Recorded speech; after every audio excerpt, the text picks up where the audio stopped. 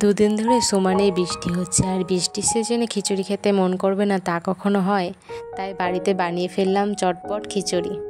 গোবিন্দভোগ চালের নিরামিষ খিচুড়ি হবে, তাই এখানে মুগের ডাল ও ছোলার ডালটি নিলাম। ছোলার ডালটি ভিজিয়ে রেখেছিলাম 2 থেকে 3 ঘন্টার জন্য। হাঁড়ির জল গরম হয়ে গেছে, আমি ডালগুলো দিয়ে ঢাকা দিয়ে রেখে দিলাম। এবার ডুমো ডুমো করে আলু এবং কুমড়ো কেটে খিচুড়ির জন্য ভেজে নিচ্ছি। নেড়ে চেড়ে লালচে করে ভাজা হলে নামিয়ে নেবেন। এদিকে ডালগুলো ফুটে উঠেছে, আমি একটা খুন্তির সাহায্যে নাড়িয়ে চাড়িয়ে দেখে নিলাম। ডালগুলি 50% সেদ্ধ হয়ে এলে আমি গোবিন্দভোগ চালটিকে ভালো করে ধুয়ে দিয়ে দেব হাঁড়িতে।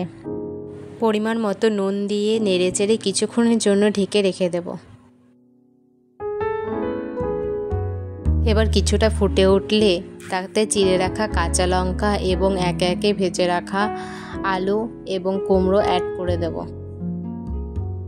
এবার একটা বাটিতে খিচুড়ির মশলাগুলো তৈরি করে নেব। 1 চামচ হলুদ, শুকনো লঙ্কা গুঁড়ি, ধনে গুঁড়ো এবং জিরে গুঁড়ো দিয়ে ভালো করে জল দিয়ে মিশিয়ে নেব। কড়া গরম করে তাতে সর্ষের তেল এবং 3-4টে শুকনো লঙ্কা আর বেশ খানিকটা জিরে দিয়ে ভাজা অবধি অপেক্ষা করব। একে একে মশলাগুলি অ্যাড করব।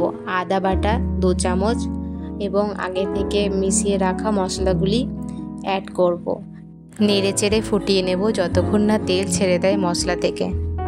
তেল ছেড়ে দিলে একে একে মশলাটি অ্যাড করে নেব খিচুড়ির মধ্যে। সমস্ত মশলাটি মিশিয়ে নেব, নেড়ে চেড়ে কিছুক্ষণের জন্য ফুটতে দেব। ফুটে উঠলেই রেডি হয়ে যাবে পারফেক্ট নিরামিষ খিচুড়ি। এই গোবিন্দভোগ চালের নিরামিষ খিচুড়ি খেতে আমার তো খুবই ভালো লাগে। আপনারাও চাইলে এভাবে করে খেতে